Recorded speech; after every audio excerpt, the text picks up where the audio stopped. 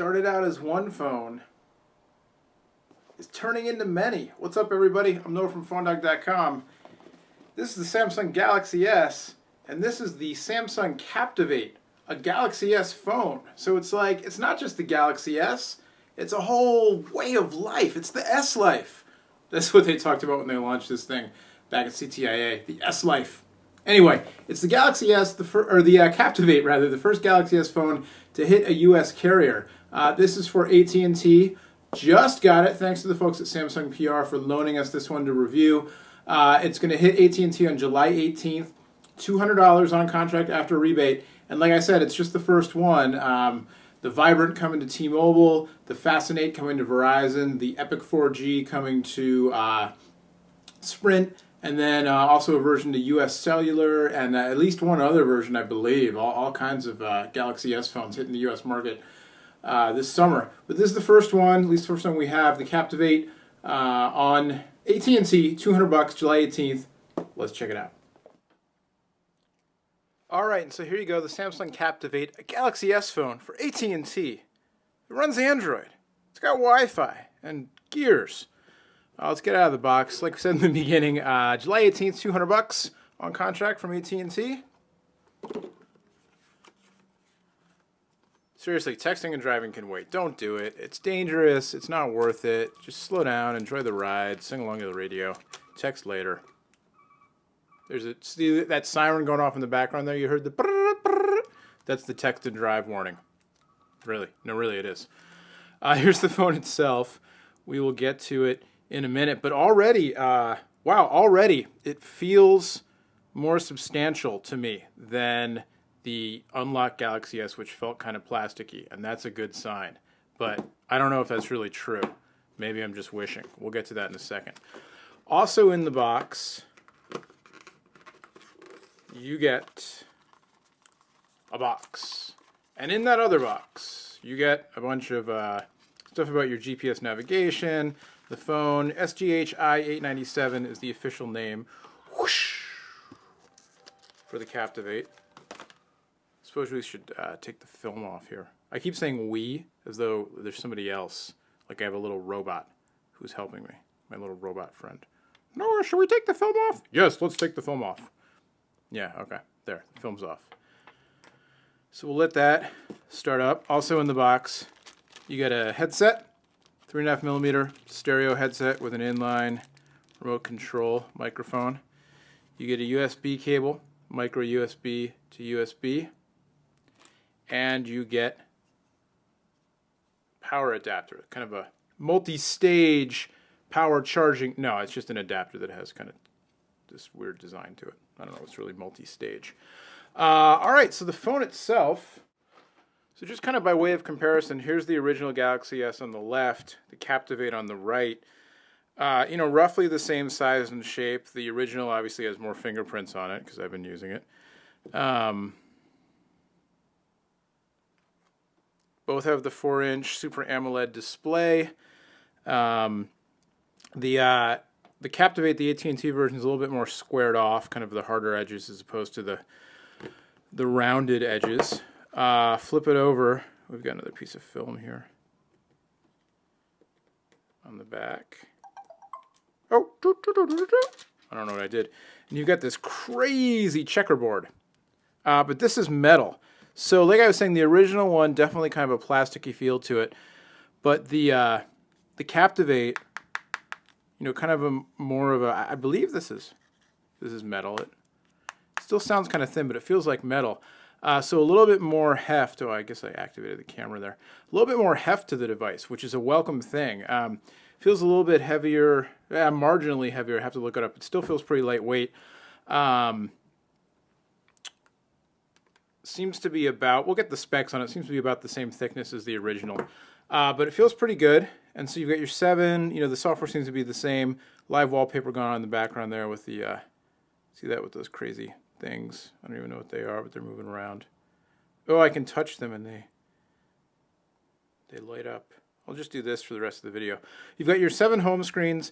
So this custom TouchWiz 3.0 custom Samsung user interface. Of course, still the Google widgets and everything, but they've added a dock down at the bottom, kind of an iPhone-esque dock.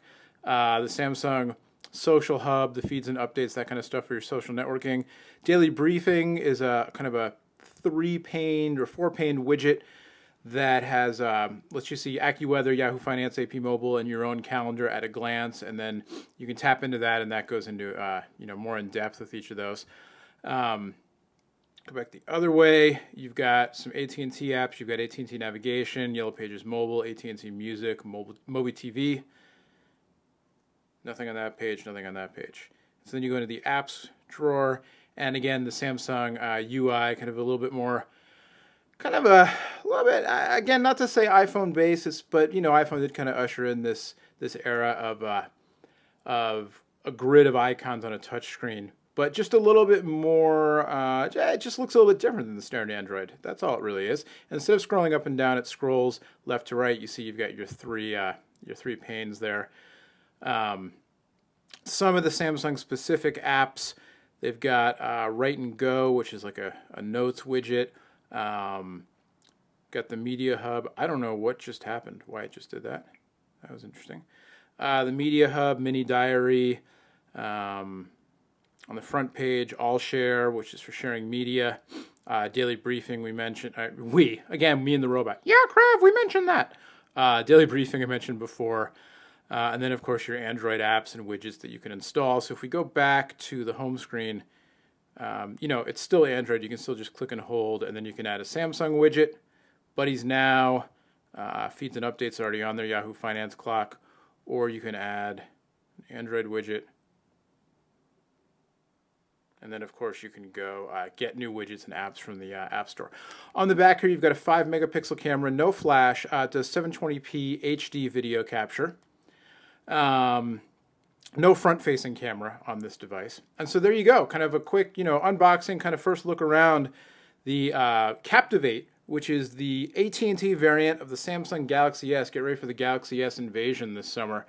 But so far, so good. Like I said, right out of the box, I don't actually know if it's really, I'm going to take this off. I'm not totally sure if this is plastic or not. I think that one sticker actually told me how to take this off. What do? Press down on the center to release the battery cover and press up to fasten the battery cover. Okay, well, I should do that. Oh, yeah, and then I should show you the keyboard. See, it's good that pressing on these screens reminds me of what I'm actually supposed to be doing. Press down on the center. Right in the middle? Or on the bottom there?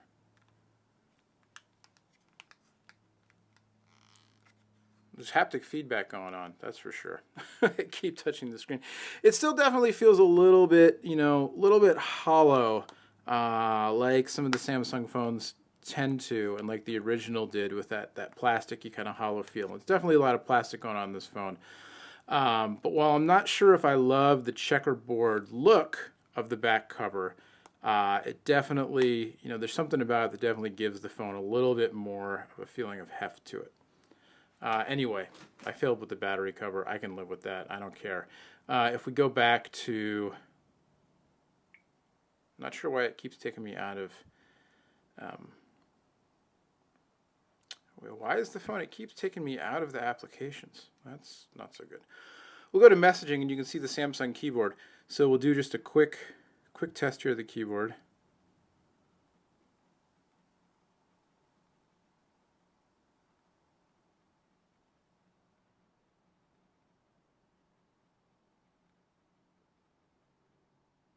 Feels good to type on. I made some typos for sure, but it felt pretty good. If we go to settings, you can change the, so something's going on here that I keep inadvertently, I don't know if I'm somehow triggering the back button with my pinky down there or what's happening, but it keeps going back, not just from the apps, but from everywhere. Interesting. So you've got the QWERTY 304 keypad, and then handwriting boxes, and then we'll go into widescreen mode here, the accelerometer. It's got an accelerometer and a, one of those gyro sensors, six-axis gyroscope sensor. Those are all the rage.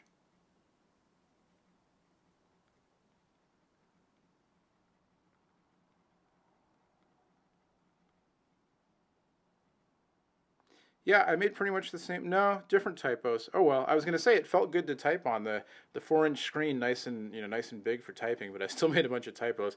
But I'll have to get used to it with any with any new phone. Definitely, there's a learning curve period of getting used to what it's like to type on the device. So anyway, there you go. First look. Like I said that a minute ago, but now I mean it. The Captivate, AT&T, Samsung, Google, July 18th, $200 on contract. It's a Galaxy S phone. There will be more Galaxy S phones. Might we even do an all Galaxy S dogfight? I don't know. I don't know if we'll take it that far. But there you go. Much, much more on the Captivate, the original Galaxy S, and all the other Galaxy S devices as they come out. I believe the next one we'll see is the T-Mobile Vibrant a little later this week over on phonedog.com and, of course, droiddog.com, our in-depth Android sister site. Until next time, thanks for watching. My name is Noah. We'll see you later. Bye.